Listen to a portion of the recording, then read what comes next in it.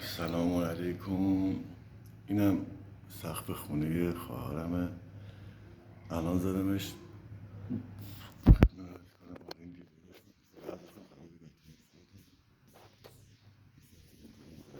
خیس نگاه خیسش معلومه. اینم الان زدم سقفش رو تا اونجا اونتر. این سقف اینجا خود زدم الان رگاشن خیسش معلومه.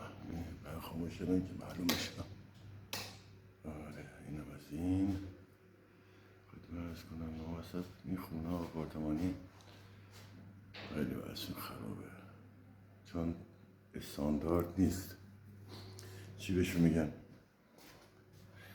استاندارد نیست و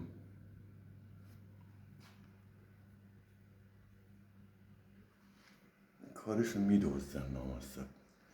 این لولا رو خوب کار نمیزنن. سرویس دستشویی حالا اینجا طبقه پایین نم زده مال دستشویی سرویسش همینجا همین حالت. اینجا این حالا روش نم زده. الان چونم سقف آشپزخونه‌شه به قول معروف. آره اینم از اینا. اینم پذیراییش همون اساسش بنده خدا تو خونه است.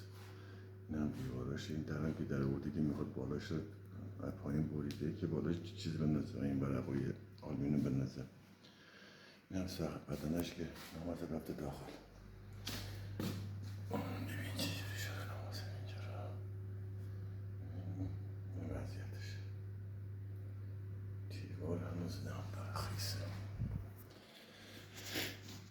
اینم از رادیاتورش شوفاژش که درست کردیم دوباره کندن بوده که زده خرابش کرده.